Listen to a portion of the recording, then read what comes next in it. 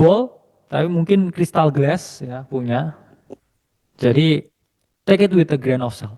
Tapi ini prediksi saya pribadi untuk 2025. Saya tetap di target yang konservatif 120.000. Itu target yang saya bilang saya nggak mau disalahin publik ya. 100 kan dulu 88 ya, 120 lah ya. Saya pribadi yakin ketika Bitcoin di dalam fase price discovery, harganya memang bisa sangat tinggi. Lebih dari 120.000, itu sangat mungkin secara logika. Tapi saya orang yang konservatif, saya juga tergolong ya defensif dalam public target, but I think 120k is very reasonable. Dan cycle to cycle, I think pola koreksinya itu semakin menurun. Karena kalau kita lihat ya di 2018 Bitcoin ini drop 85%. Oke, dari top. Kemudian 2021 dropnya 78%. Jadi I think, okay, this is my scenario, Bitcoin top outnya di mungkin ya. Ini naik di 110 ya, hampir 120 ya, minor correction. Oke, sana selalu pasti ada koreksi. Kapan koreksi ini terjadi? Mungkin ya di around Q2.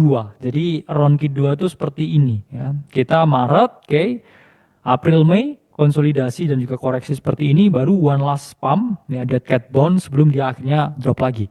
Itu yang saya proyeksikan di price action 2025 ini ya. Jadi very fast pump 2025 ya, dan minor correction Januari, Februari, Maret, something like that. Kemudian mungkin ya dia dead cat bonds lagi ke around 120k dan kemudian dia koreksi.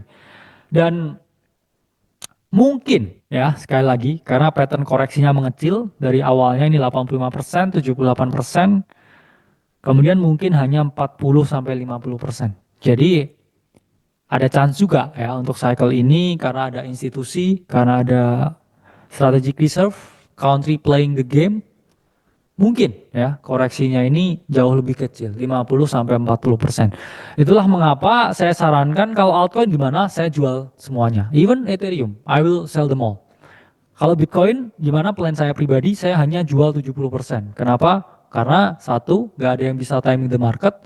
Dua, kalau Bitcoin naik lebih tinggi lagi, terus saya nggak punya exposure sama sekali, opportunity cost-nya terlalu besar untuk saya.